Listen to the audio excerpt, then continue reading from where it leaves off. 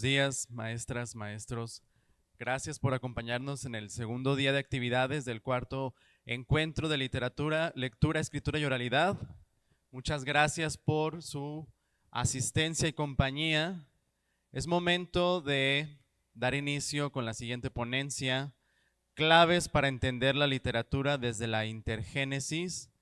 Y nos es grato poder saludar esta mañana a Flor Gómez, quien nos acompaña para conversar en torno a este tema tan importante de la literatura.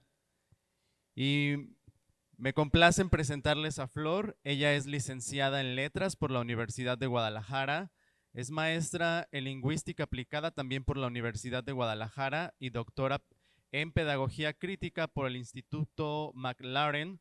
Es profesora investigadora en la Universidad de Guadalajara, adscrita al Departamento en Lenguas Modernas, y es docente del Instituto Superior de Investigación y Ciencia para el Magisterio, con actividad en materias relacionadas con la escritura y el énfasis del discurso. Muchísimas gracias por acompañarnos, bienvenida, el micrófono es tuyo. Bueno, tal vez el currículum siempre sea un mapa de la vida misma y de los encuentros y desencuentros que vamos teniendo pues con las disciplinas, con las ciencias, con las vocaciones.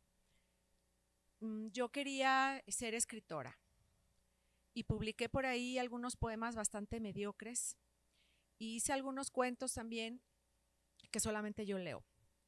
Después cambié y las rutinas de la vida y el mercado laboral me fue llevando a enseñar español para extranjeros. Pongo esto no porque la vida de uno sea importante, sino porque en ese trayecto quiero que se explique parte de la postura en la que ahora estoy en relación a la literatura. Después me di cuenta que me apasionaba la ciencia del lenguaje, la lingüística, y me empecé a alejar de la literatura, tanto en términos de creación, pero no tanto de análisis.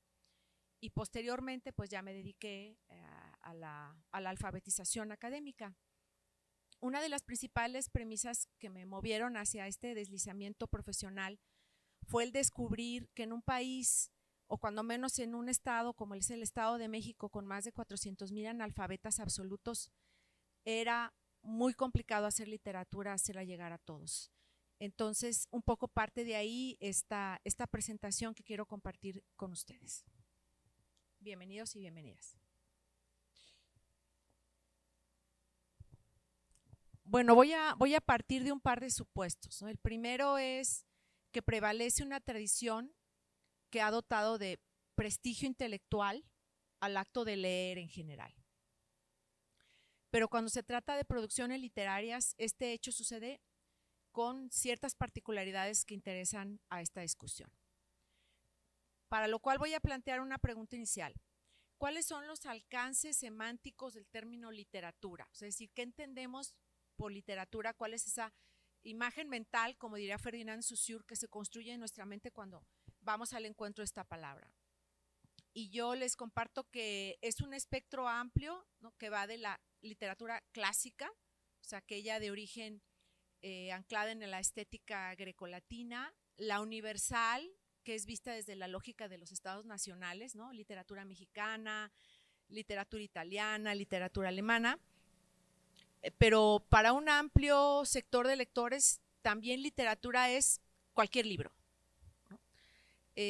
Lo que abre la puerta a una ola interminable de manuales para alcanzar la felicidad, educarte para no gastar mucho dinero, e incluso puede decirse que los artículos científicos en el mundo pues de la publicación también suele emplearse el término revisión de literatura, ¿no? Entonces en este espectro vamos bajando algunas racionalidades para irnos colocando en la discusión.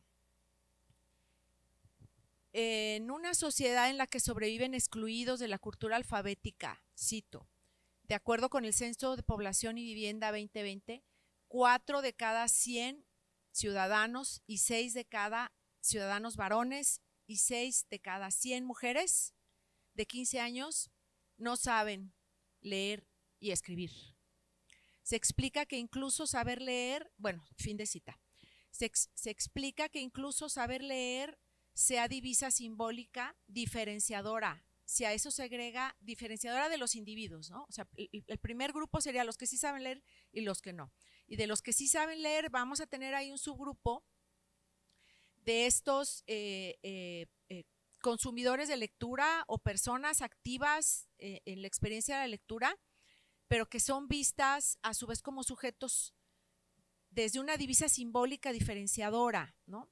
Si a eso le agregas que esta capacidad de sustraerse de los distractores cotidianos, de la vida contemporánea, del ocio, de la disipación consecuente de las jornadas laborales y la supervivencia, es claro que quien lee es un sujeto excepcional. Pero desmontemos este principio antes de llegar a la intergénesis. La gente lee y lee mucho, lee en Facebook, lee todo el tiempo imágenes en movimiento. Así que podemos decir que uno de los sentidos atribuidos al acto de leer se ha obturado en la producción literaria de la novela, cuento y poemas, ¿no? Entonces nosotros decimos, por ejemplo, en el ámbito pedagógico o didáctico, o el encuentro hacia los alumnos, ¿no? Es decir, ellos están todo el tiempo leyendo sus mensajes y demás, pero para nosotros eso no es leer, ¿no? Para nosotros leer es la literatura con la que hemos construido este referente cultural, ¿no? De prestigio, de ser superdotado, de tener mucha capacidad y que nos vamos convirtiendo a su vez en un personaje lector, ¿no? Igual que nuestras novelas.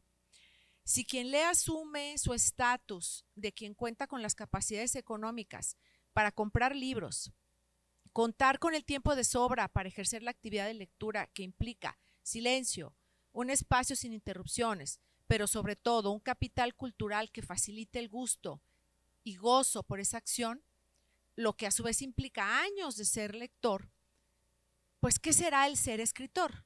Es decir, si al lector lo vemos como ese ser disciplinado, superdotado, culto, al que hay que ir a preguntarle si tiene buena ortografía o que nos dé una buena recomendación para superarnos, pues imagínense la construcción simbólica que hemos hecho del escritor. Y ese es parte de los supuestos con los que vamos a partir hoy. Existe un culto al escritor de sujeto excepcional, a quien se le atribuye éxito, además de ser depositario de las formas exquisitas del lenguaje, o en su polo opuesto, la fatal atracción de un Bukowski como figura legitimadora del desenfreno y la locura. Ese es un poco el planteamiento de los supuestos. Ahora voy ya a entrar al tema de la intergénesis. Vincular la intergénesis con la literatura es una apuesta transdisciplinar. Esto es, cruzaremos varios territorios científicos para explicar un fenómeno, el de la creación literaria, desde supuestos que no le son afines según las fronteras literarias. ¿Cuáles serían las fronteras literarias clásicas para explicar el fenómeno precisamente de lo que ahora llaman escritura creativa o de precisamente la tradición literaria? Pues primero la preceptiva o la retórica, ¿no? Que es la que sistematiza la naturaleza de las metáforas y de las figuras. Y posteriormente, ya más en la posmodernidad, que se constituye más, pues todos los estudios de retórica y la teoría literaria, ¿no? Entonces, la teoría literaria, ¿qué es lo que hace? Bueno, la teoría literaria se va a centrar en la exigencia de explicar qué es lo que hace un poema ser poema, qué es lo que hace una novela ser novela, cuáles son las fronteras entre una novela y de un cuento, cuántos géneros de cuento existen. Pero ahora no vamos a hacer eso, o sea, no vamos a explicar la literatura desde los insumos que ha construido la misma literatura como monumento cultural para legitimarla. Porque finalmente la teoría literaria, la preceptiva y la retórica e incluso el análisis del discurso o el análisis semiótico y cualquier otro instrumento metodológico para explicar no solo el fenómeno del lenguaje, sino la particularidad de una tipología textual, que sería la literatura, o de un género discursivo, en realidad es una recursividad, ¿no? O sea, uso el lenguaje para explicar cómo funciona el lenguaje mismo y me regodeo en aquellas voluptuosas construcciones, ¿verdad? Ornamentales, ¿sí? Complejas, que lo que están haciendo es precisamente desvincular la literatura del día a día, la escritura del día a día que tenemos y el hecho de que nosotros mismos somos personajes de nuestra propia novela. Y hacemos me estoy adelantando a las conclusiones, y hacemos de las personas que están en nuestro entorno existencial personajes. Entonces estamos trasladando esta dimensión de externalidad de la literatura a un objeto llamado libro, a un sistema complejo llamado género literario, a un regresar a la vida misma, al sujeto mismo, y decirnos que en este momento por nuestra cabeza está pasando una novela, que cada día tenemos un microcuento, que nuestra vida misma responde desde nuestro fluir de conciencia a los mismos parámetros estructurales de la complejidad de la literatura, pero hemos hecho de ella un objeto de élite porque es inalcanzable, hemos hecho de ella una construcción simbólica de prestigio intelectual y sobre todo hemos hecho de ella una divisa de poder adentro del aula. Qué brillantes son mis alumnos que llegan con un libro bajo el brazo, pero qué despreciables y marginales serán aquellos que no se les da leer. ¿Cómo le hago para que lean? ¿No? Danos consejos, por favor, para que los... A ver, ¿estás seguro que no leen? ¿O solamente quieres que lean lo que tú crees que es meritorio de leer? Entonces, todo esto lo vamos ahora a discutir. ¿Quién diría que existe una relación entre la lógica dialéctica propuesta por Elie de Gortari y el llamado arte literario? ¿O entre la biología social de Sergio Bagú con un género discursivo poético? Aquí en esta charla será posible desde la categoría de intergénesis y se refiere a un continuo entre la naturaleza, el trayecto de vida que nos antecede, pero pervive en nuestra memoria genética y el pulso de vida. Era un poco lo que decía yo hace rato, ¿no? Es decir, hacemos un punto de corte, ¿no? Metodológico, nuestra conexión con la realidad y en la construcción simbólica de la literatura, y decimos de acá para acá es literatura y lectura que vale y de acá para acá no, porque es la vida y la vida no tiene el valor de la literatura. Cuando si nos vamos a la esencia de lo que Elena Beristain presenta, por ejemplo, en su libro de Análisis Estructural del Relato, editado por Limusa y UNAM, y desentraña cuál es ese andamiaje de un relato, nos vamos a dar cuenta que cuando llegamos a la casa en la noche y le platicamos a nuestro ser querido o a nuestro lomito suave o a nuestra planta lo que nos pasó en el día, estamos haciendo lo mismo que García Márquez, estamos haciendo lo mismo que Julio Cortázar, hablando de esos monumentos a los cuales se les tiene esta especie de reconocimiento culto, ¿no? Pero, por ejemplo, nadie o pocos han leído la obra de Francisco Tario, escritor mexicano y un gran narrador de literatura fantástica, así es que vamos a creer en los géneros, ¿no? Entonces, pero bueno, están esos monumentos, ya que hay que desentrañar que la literatura podrá ser explicada desde la intergénesis en el sentido de que no hay un punto de corte en donde digamos, de la frontera para allá están los escritores con las mejores prácticas narrativas y de la frontera para acá estamos todos los mortales, que tenemos que abrevar o ir por pequeñas dosis de esa complejidad, de esa sabiduría, de ese mundo retórico, refinado, para poder ser un poco cultos, para poder trascender y tener una identidad en un universo competido, pero al mismo tiempo en la dialéctica del analfabetismo. Sigo. La intergénesis es mutua interacción entre todo lo vivo, porque todo está vivo, cito a Bagú. Los seres humanos se integran recíprocamente, y a eso agregaríamos, de manera constante, y las interacciones de esos sujetos recíprocos van transformando esa misma realidad. De manera que es imposible hacer cortes, ya decía yo, ni fragmentar con fronteras lo que es uno para desposeer al otro. El mismo autor la describe, la intergénesis, como un ordenamiento invisible de lo social humano. Y este es un punto básico de la teoría de Elie de Gortari en su lógica dialéctica, ¿no? Que nos dice, lo invisible o lo subjetivo también se puede objetivar desde diferentes disciplinas. Bueno, él propone la lógica dialéctica. Un ejemplo, el dispositivo narrativo. Yo he trabajado por años esta categoría de dispositivo narrativo y más o menos la describo así. Es la acción humana natural de reconstruir la experiencia real en materia verbal y contar lo que hemos vivido. O sea, está la experiencia en las coordenadas de la vida, pero yo recupero esta experiencia, la ordeno en el dispositivo narrativo, que es, desde el punto de vista intergenético, una capacidad que viene desde los nómadas frente a la fogata.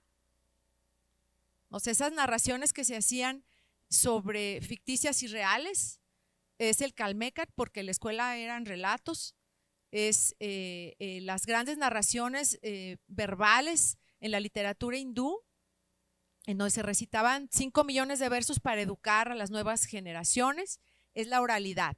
En el África se le llama la oratura, ¿no? Que vino a fracturarse con la imposición pedagógica de la cultura inglesa. ¿Sí? Entonces, ellos viven en esa dialéctica, ¿no? Es decir, para ellos aprender y enseñar es contarse historias de los viejos a los jóvenes, de los jóvenes a los niños, de los niños entre niños.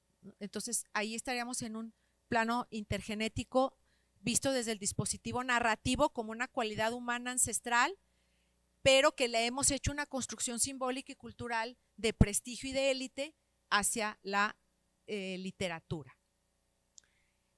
Todos somos narradores, pero unos corrieron el destino de ser colocados en un salón de la fama bajo el membrete, escritor, poeta. Cuando todos calificamos para construir historias, pero la construcción cultural del mito del escritor no permite que ingresemos a ese circuito de consumo de obras maestras. Pero no nos adelantemos, visibilicemos lo que los hilos invisibles que mueven el mecanismo que ha generado la ilusión de los grandes escritores son realmente dueños de su decir y sus lectores. Receptáculos vacíos de un andamiaje verbal aristocrático, ya que las palabras con que suele construirse la literatura niegan la comprensión de la mayoría o bien se van al extremo en el que imitan el habla coloquial para hacer de ella un espectáculo de realismo democrático. Pensemos en el emblemático experimento de Gustavo Sainz, que pertenece a la literatura, a la llamada literatura del boom latinoamericano, podemos llamarle así, aunque las etiquetas pues son parte de esta construcción ideológica de la literatura, y su obra La princesa del Palacio de Hierro, que desde 1974 hizo gala del fluir de conciencia, hecho novela en una intensa adolescente para la cual Sainz se iba al Sambors de los Azulejos y hacía diario de campo de cómo hablaban los adolescentes en los años 70 en la Ciudad de México, y así generó un personaje femenino que de punta a fin, de inicio a fin, es el fluir de conciencia y diálogo mental de una chica adolescente en este momento. O podemos hablar también del vampiro de la colonia Roma, de Zapata, ¿no? En donde hace la descripción de un trabajador sexual homosexual, chichifo, se le decía en esa época, que narra todas sus vivencias y peripecias. Y todo el libro son la reproducción de grabaciones ficticias, claro, que se le hacen tipo entrevista a este personaje, ¿no? Y que ya después entrevista con un vampiro lo imitó Hollywood, ¿no? Pero eso lo hizo Luis Zapata, lo hizo desde hace mucho antes, ¿no? Entonces, por un lado tenemos esta literatura preciosista, ornamental, sofisticada, que cada vez aleja más al lector, pero eso no quiere decir que queramos que el lector se acerque, sino que hay muchas formas y dimensiones de hacer literatura, pero tenemos también entonces el secuestro del lenguaje popular por parte de los mismos escritores, en donde hacen una suerte de realismo lingüístico para atraer lectores, ¿no? Entonces, estamos ahí en una paradoja peculiar. Pero, ¿quiénes se han encargado de explicar el fenómeno de la escritura creativa desde su misma naturaleza? Regreso a algo a que ya lo había yo verbalizado. En sus etapas precursoras, decía yo, la retórica, misma que ha obsequiado manuales que sistematizan la metáfora, las figuras de construcción, las figuras de pensamiento, en un catálogo ordenado, pero que resulta una serpiente que se muerde la cola, pues explica lo dicho desde sus mismas ornamentaciones para celebrar la voluptuosidad por honrar. La teoría literaria, entonces, es artilugio que legitima el funcionamiento objetivo de la narrativa y la poesía. De Vladimir Propp, con su morfología del cuento, pasando por Julien Greimat, y a nivel local, Elena Beristain, asumieron con disciplina la faena de explicar, decía yo hace rato y repito, cómo un cuento es un cuento y no otro tipo de texto, o el mismísimo Octavio Paz en El arco y la lira, cómo desentraña las cavernas invisibles del placer estético de la poesía. Acá intentaremos cruzar otras fronteras porque, como reza el dicho, el plato más apetecible es el del vecino. Aquí se aplicará el concepto intergénesis para conectar, o mejor dicho, borrar la ilusión de desconexión entre las formas de literatura y la vida misma. Tomaré enseguida las mismas frases que resumen la tesis de esta charla. Y esta ya sería la parte, porque quiero discutir, pues sí me interesa hacer la chispa que incendia la aldea, como decía, que incendia, mejor dicho, el campo, como decía Mao, ¿no? Y aquí hay unos puntos sobre los cuales quiero sentar las tesis de esta discusión. Primera, lo que entendemos por literatura, novela, cuento y poema, es el resultado de una construcción cultural occidental y sobre todo económica del uso de la lengua. Esto no le quita el mérito, pero insistimos, ¿no? Todos tenemos esa filogénesis y tenemos ese núcleo y capacidad para construir relatos. Bueno, esto no niega, por ejemplo, el que nos levante la ceja a leer Las babas del diablo de Julio Cortázar. Eso no estamos llamando a disminuir los atributos de la literatura. Lo que pasa es que no nos interesa discusión ahora. Esa discusión la hará la teoría literaria, la hará la morfología del cuento, la harán los análisis sobre la literatura latinoamericana, pero aquí lo que importa es esa conexión en la experiencia entre el lector y el escritor que se vuelven uno. Eso es lo que interesa por acá. Segunda tesis. Se ha creado un mito del escritor como ser excepcional, depositario de las prácticas más virtuosas del lenguaje. Tercera tesis. Existe una capacidad humana para narrar historias filo y ontogenética. Estas dos categorías de filogénesis y ontogénesis están muy desarrolladas por Humberto Maturana en su libro El árbol del conocimiento, y cuando hacemos estudios filogenéticos pues estamos haciendo estudio de toda una especie, y cuando hacemos estudios ontogenéticos estamos tomando a un solo sujeto de esa especie para abordarlo en un proceso pues metodológico de análisis o científico. Entonces estos dos polos de la filogénesis, pues vemos que como especie humana toda la vida hemos narrado. Ya hay un sustrato profundo en nuestra capacidad personal para narrar.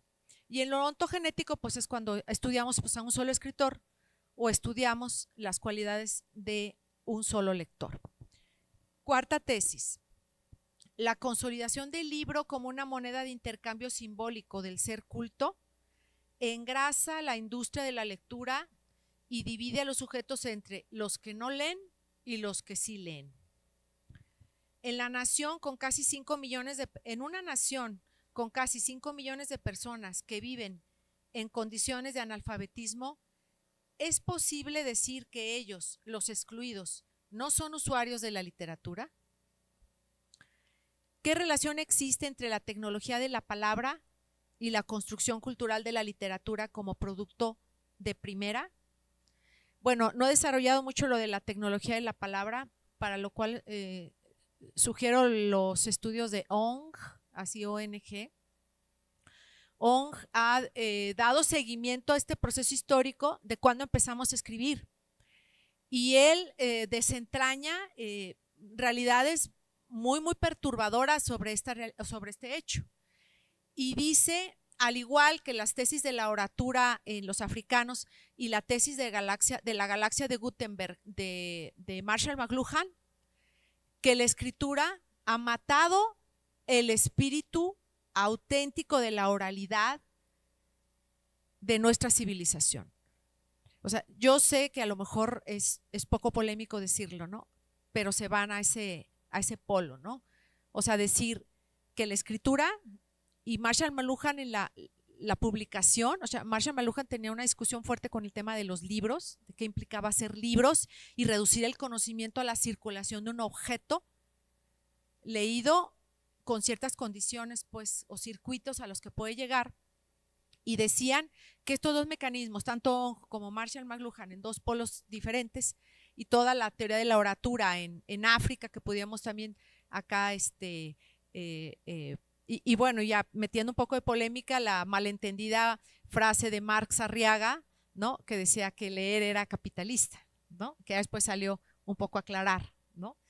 Nos coloca en esta discusión, ¿no? Es de que tanto la literatura divide el acto de leer, lo que entendemos como literatura, polariza más una diferenciación social. Eso es un poco la tecnología de la palabra, ¿no? Es todo el proceso de alfabetización, incluido la consolidación de un estado alfabético, por así llamarlo, y sus consecuencias en una civilización occidental.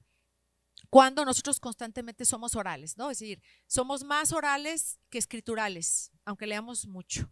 Porque todo nuestro fluir de conciencia, es decir, la corriente y el flujo ininterrumpido de palabras y frases que están cruzando por nuestra mente, también es oratura, también es literatura, también es construcción compleja del pensamiento desde lo verbal. Siguiente tesis. ¿Qué tanto el dispositivo narrativo es la posibilidad de unificar tanto a los sujetos, narradores de lo cotidiano y narradores de sí mismo en su propia novela existencial, con la literatura? Cómo el acumulado del saber colectivo, esta es ya la última tesis, cómo el acumulado del saber colectivo nos traslada, nos vuelca, nos coloca en un continuum en donde no hay puntos de corte entre un gran escritor y un niño que cuenta a su mamá cómo le fue en la escuela cuando llega. Ese sería un poco mi aportación. Muchas gracias.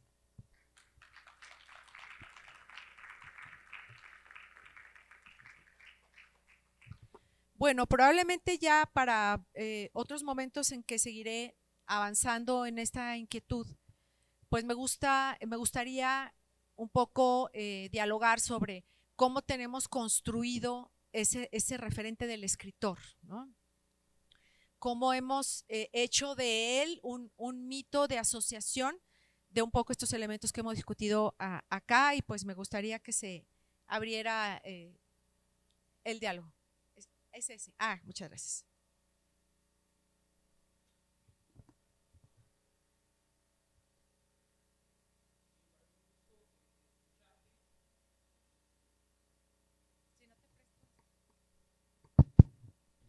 Bien, buenos días. Un gusto escucharle. Creo que entre muchas coincidencias, todos leemos, a veces nos equivocamos, ¿no? Yo pienso en el que va a dar el clima y dice, leí mal el cielo y llovió cuando dije que no iba a llover.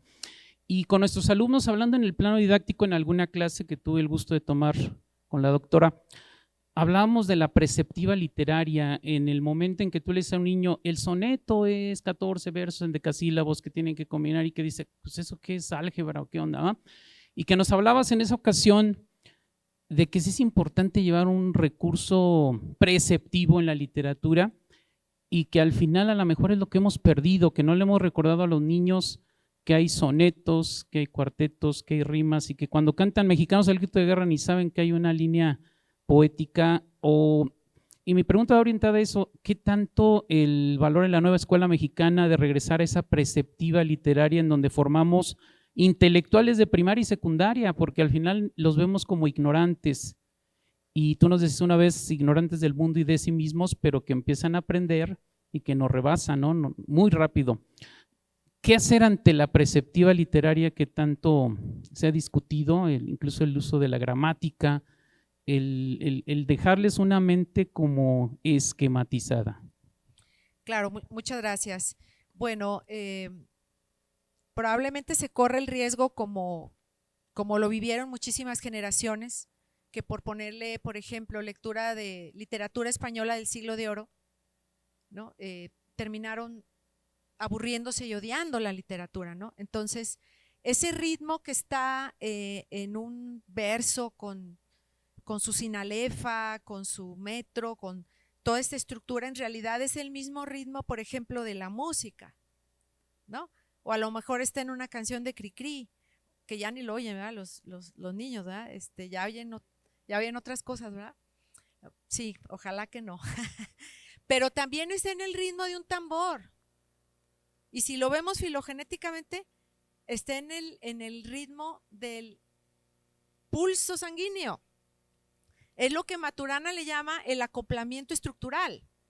O sea, lo que hace, por ejemplo, a una infancia que le ponen una música y baila, y tú, ay, qué gracioso, es que hay un acoplamiento estructural entre su respiración, entre su ritmo cardíaco, entre su pulso y la música. Entonces, ¿cómo encontrar más bien esta fusión o este punto de encuentro entre el ritmo natural que tiene la literatura, pero que puede tener una cancioncilla, que puede tener un haiku, ¿no? Que puede tener cualquier metáfora, porque mira, aquí el planteamiento es no separar y decir, estos son los instrumentos para enseñar literatura y nos tiene que funcionar acá, sino cómo más bien es al revés, cómo la literatura ya la traemos en el cuerpo, ya la traemos en nuestro trayecto y en nuestra vida.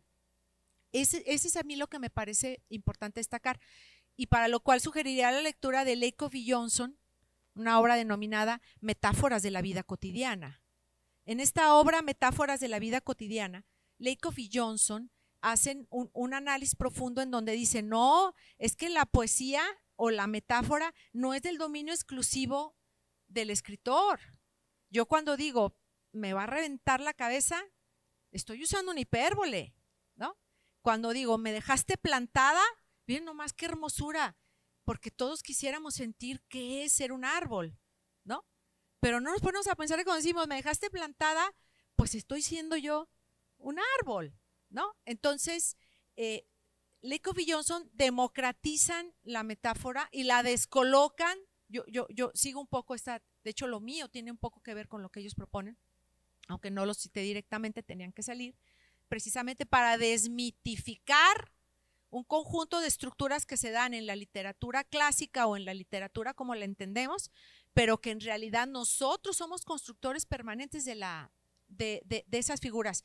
Ahora, ya para cerrar la tesis de Lakoff y Johnson finalmente nos dicen, gracias a la metáfora se consolidó en buena parte la inteligencia humana civilizatoria, porque la metáfora me permite movilizar y activar una capacidad desde el lenguaje para trasladar significados y recrearlos. Y eso es inteligencia, como quiera que se pueda ver. Espero haber en parte contestado. Yo sí le daba al soneto, pero también le daba un tamborcito, a una maraca y al cuerpo, ¿no? Porque en el cuerpo está también el ritmo del lenguaje integral, de acuerdo a la nueva escuela mexicana. Por eso se habla de lenguajes. Digo, yo sé que muchos extrañan el libro del perrito, ¿no? Y a muchos pues nos tocaron el libro de lectura, pero eso ya no existe, porque ahora se trata de leer el mundo y de encontrar otras formas de lectura, pero sí apuntalar, ahí sí estoy de acuerdo contigo, apuntalar pues, toda esta enorme tradición que ahí está y que no la vamos a negar. Sí, adelante. ¿Alguien más, por favor? ¿Qué les dice esta discusión? Adelante. Hola, pues yo soy del equipo de Leo, pero igual sí, aquí estábamos comentando todo. Muy rica su charla, maestra doctora Flor. Bueno, mi pregunta quizás sería, si nos pudiera a lo mejor hablar de las posibilidades o de los retos que representa, de las oportunidades que representa la inclusión justamente en el currículo, perdón, pues de estos géneros textuales que habían sido, digamos, tomados como inferiores, como no dignos de enseñar en la escuela, ¿no? Que ahora sí aparecen, se amplían pues también los géneros textuales que se incluyen de diferentes lenguajes. Ahora está por ahí incluido el performance, que es el slam poético, este tipo de cosas de las que también hablaba por aquí la maestra Edith. Entonces, ¿qué oportunidades hay ahí? ¿Qué implica también la institucionalización de estos géneros textuales? No sé. Claro que sí. Pues yo me iría otra vez de vuelta de ellos hacia nosotros, ¿no? Es decir, como que parte de la lógica es decir, yo traigo la verdad, yo soy la embajadora de la literatura, soy la depositaria de ese saber, conocimiento, práctica, yo sí leo y voy a ustedes para que lean. Entonces, creo que esa es la tesis que hay que subvertir, ¿no? Y eso es yo creo que un poco hacia lo que va. Una vez, y lo voy a buscar ahí para luego hacerlo circular, di una charla en la Benemérita normal, Benemérita y Centenaria normal, sobre hilos de Twitter, ¿no? Entonces, había hilos de Twitter en donde reproducían las secuencias. Bueno, Elena Beristain en su análisis estructural del relato coloca 3 momentos cuando describe la estructura del relato. El primer momento es la acción, que son los verbos, tiene que haber un verbo conjugado, si no hay un verbo que tenga persona, tiempo y modo, no hay evolución narrativa. Luego la suma de las acciones las denomina secuencias y la suma de las secuencias la denomina nudo, que es el orden mayor del relato. Y tú empiezas a ver ciertos hilos o empiezas a ver estos relatos supra que se van dando en TikTok o que se van dando en YouTube, ¿no? En donde hay un hecho y de ese hecho se empiezan a sumar otros tantos, ¿no? Es decir, con lo que nos pueden tener entretenidos los medios, no sé, la boda de una celebridad, un accidente de la naturaleza, ahí hay una narrativa, ¿no? Entonces, mucho de lo nuevo que es hacer investigación y sistematizar para investigar es ir atrayendo no solamente textos literarios, porque ahí cerramos, por la misma desventaja alfabética en la que estamos y porque implica, decía yo, estos otros procesos pues de decodificación y de apego, que no tenemos por qué obligar a la gente a decir que leer nada más es eso, ¿no? Entonces yo me iría a la suma de textos dispersos con un hilo conductor de un hecho real, ¿no? No sé, a ver, ¿qué te gusta? Pero preguntarle, o sea, preguntarle al alumno qué es lo que les gusta. El día de ayer decíamos eso, ¿no? Con Edith, que me encanta que esté acá acompañando, ¿no? De que nos tocó que nos pusieran a leer Platero y yo, ¿no? Que era la única literatura. Pero luego llegó Harry Potter, le hizo una revolución e hizo leer a millones de niños en el planeta, millones de niños. Entonces yo creo que lo primero es eso, ¿no? Es indagar a ver cuál es ese interés para que el niño descubra que ya lee, que ya construye, que genera vasos comunicantes, que indaga y que ahora quien genera el criterio para fomentar la lectura, pues es el algoritmo. O sea, ahorita ya tu sugerencia de lectura, pues son las tarjetas que te arroja Google sobre temas. Es el algoritmo ya. Esa es la verdad. Estamos ya desterritorializados en nuestra capacidad para fomentar esa lectura, pero sí la podemos sistematizar, sí la podemos orientar y sobre todo podemos hacerla consciente en el sujeto, que esté consciente de lo que está consumiendo como lector. Ese sería un poco mi respuesta y muchas gracias por tu participación. A ver de este lado, anímense.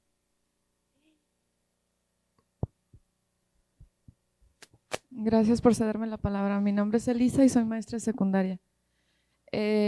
Quiero compartirles un poco, bueno, yo caí a esta charla sin tener como una expectativa de qué es lo que íbamos a ver, pero me da mucho gusto empatar todo esto que usted está diciendo con mi trabajo en el aula de 2 semanas para acá. Estamos en un proyecto obviamente creado por mí, porque la Nueva Escuela Mexicana nos da esta posibilidad de enseñar no lo que ellos nos dicen, sino lo que los chicos necesitan. Me llega hace 2 semanas la directora y me dice, prepara la convocatoria para el concurso de calaveras literarias. Y yo, va, agarro mi planeación, la echo al papel de reciclaje y hago otra planeación donde el proyecto, como viene en el programa sintético, es un cuento, le llaman inclusivo. Entonces yo digo, oh, cuento inclusivo, pero ahora va a ser una calaverita inclusiva. Y entonces digo, ¿cómo hago que los muchachos vean en este proyecto una necesidad o algo cotidiano? Y años atrás yo ya les había empezado a ver con ellos en generaciones anteriores lo de la rima y la métrica y el verso y todo esto con el hip hop. Y entonces dije, voy a meter copla, voy a hacer una revoltura de hip hop, entonces elaboré un proyecto donde iniciaba. ¿A quién le gusta el mariachi? No, pues nadie, es de viejitos. Les voy a poner, así como ahorita están de moda los galanes de telenovela, les voy a poner los novios de nuestras bisabuelitas y les pongo las coplas de retache de 2 tipos de cuidado. Ok, ¿qué notan? Y empezamos a hacer el análisis, ¿no? Bueno, esto es rima. Y entonces les pongo una base de hip hop. En mi celular traigo mi bocinita y empezamos tan, ta, ta, tan, ta, ta, tan. Bueno, les escribí la copla de retache y se las rapié. La letra de hace más de 50 años le puse un ritmo actual. Entonces, me puse mi sudadera así, ¿no? La maestra es chola. Y entonces les dije, ok, lo que quiero decir con todo esto es como algo que yo aprendí de manera empírica, porque así lo aprendieron ellos. Ellos no fueron a una escuela a aprender el hip hop, ni tampoco los que hacen sus coplas de retache en Yucatán, en las festividades, pues lo aprendieron en una escuela, lo aprenden de manera oral, lo aprenden en las fiestas. Y de alguna forma la juventud, no todos, sí tienen ese acercamiento a las calles, van a los parques y escuchan a los muchachos que traen su bocinita y están lo que llaman ellos el freestyle. Y entonces les dije, bueno, aquí está el concurso de calaveras literarias. Obviamente les expliqué todo el contexto de la cultura mexicana, de posadas, de todo esto en 2 semanas, mochas, por cierto. Y bueno, les dejo la historia inconclusa porque mañana me van a entregar sus producciones. Pero lo que quiero decir, bueno, todo esto que comentó usted encaja perfectamente en el trabajo diario de los docentes y en permitirnos que ellos también sean empíricos. Ok, noto que alguien no tiene esa habilidad, te voy a enseñar la fórmula matemática. Se llaman recursos literarios, se llama retórica, se llama metáfora, se llama todas estas diferentes licencias, ¿no?, que usamos. Y te voy a enseñar a contar sílabas y te voy a enseñar la sinalefa. Si no te sale natural, te puedo ayudar. Y como último recurso, si de plano ni con la métrica ni nada de esto te sale, bueno, pues sigue la piratería. Y entonces les traigo una calavera literaria y vamos a pirateárnosla. Y si ya después de esto no es lo tuyo, pues algún talento tendrás más allá de la literatura y pues hacer otro proyecto. Gracias. Sí, muy valiosa su experiencia, maestra. Y yo diría de construir, ¿no? No piratear, sino partir de una estructura ya hecha y tener la capacidad de desmontarla, ¿no? Entonces ya como a la 3ª o 4ª de construcción ya uno va tomando el ritmo y uno ya puede hacerlo, ¿no? Por uno mismo. Sí. Adelante, maestra. Elsie.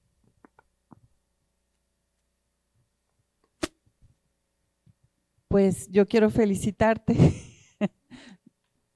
Felicito a la doctora Flor, pero te quiero felicitar porque estás aplicando la escuela mexicana, porque tú estás partiendo de la cultura en la que está inmerso el niño, no le estás imponiendo una cultura. pero estás conectando la cultura que tenemos todos, que nos da identidad, con la identidad que están buscando ahorita. Estás utilizando el lenguaje completo y hasta llegas a, no me gusta, ¿por qué? Eso es importante. ¿Por qué no te gusta? ¿Por qué lo descalificas? Me pareció un ejemplo extraordinario. Muy bien, gracias, gracias compañeros. Sí, pues no tenemos por qué estar forzados a trabajar, ¿no? Y tenemos esa libertad. Y si se queda esa sistematización, pues lo ideal sería que de ahí fueras construyendo un método, ¿no? Esa es la sistematización, ¿no? Es decir, a ver, ¿cuántas tareas se nos van como agua entre las manos? A veces ya sabemos en qué se va a equivocar un alumno, ya sabemos, y a veces estamos en una especie como de viendo, se va a caer, ay, sí se cayó, ya sabía yo que se iba a equivocar, ¿no? En vez de tomar todos esos huecos o asimetrías entre la experiencia y la pericia o la destreza del sujeto, para de ahí hacer un mapa, hacer una cartografía y decir, marco trayectos nuevos, ¿no? Y esa es una oportunidad.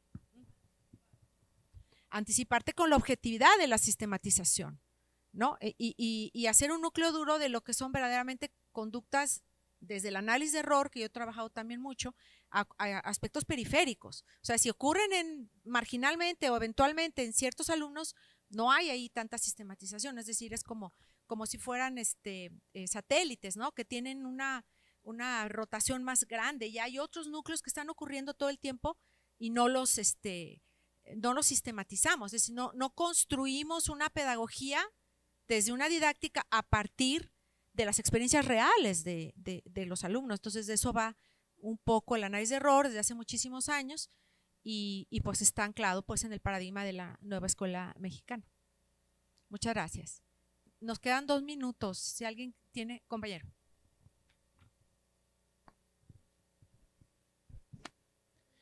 Buenos días. Compartir una idea, porque sé que escuchándola, con la capacidad que tienes y con la visión que tienes, la vas a magnificar. Yo soy de la idea, yo soy psicólogo, entonces la psicolingüística es como un campo muy bonito en donde la psicología y la lingüística tienen algo en común, comparten. Yo diría que si pensamos, leemos.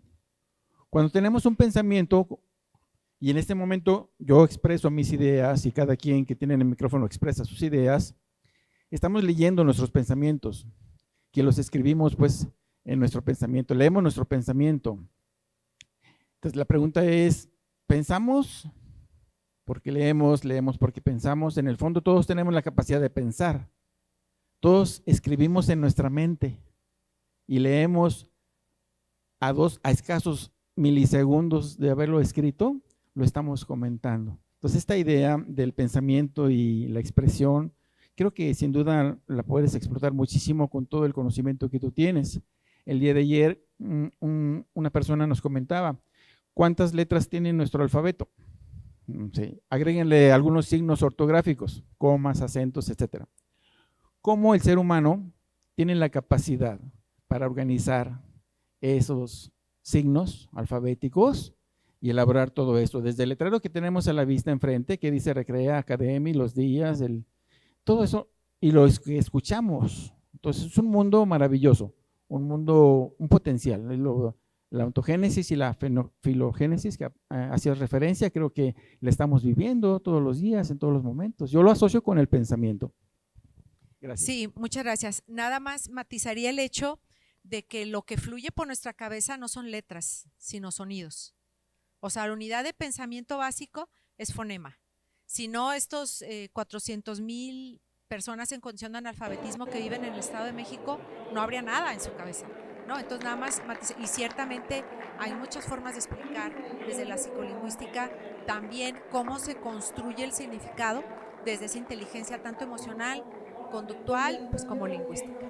Bueno, pues creo que con esto concluimos. Les agradezco mucho su presencia, su atenta escucha y sigamos en esta experiencia que es Recrea. Y pues bienvenidos a mi mundo. No sé si tengamos algunas tarjetas. Tenemos una asociación civil que se llama Español para Todos. Tenemos un proyecto precisamente de derecho a la publicación sin academicismo. Tenemos también la posibilidad del acompañamiento, y aquí Andrea y Ale, que son parte del equipo, les puede obsequiar una tarjeta para que sepan de este proyecto que tenemos de democratización de la escritura, horizontalidad, derechos lingüísticos y una agenda de trabajo contra la opresión lingüística de la escritura académica. Y pues bueno, bienvenidos y bienvenidas a nuestro mundo. Muchas gracias por estar acá.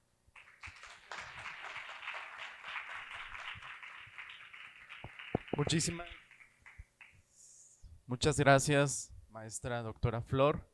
Para nosotros es vital contar con participaciones como la suya en este encuentro de lectura, escritura y oralidad. Es por eso que queremos otorgarle una constancia como conferencista de este encuentro. Muchísimas gracias y esperemos vernos en próximas ediciones. Vamos a darle un fuerte aplauso a la doctora por su participación. Que se comparta para Katy, que es quien está acá atrás en eso. Muchas gracias por convocarme, Katy. Bravo, Katy.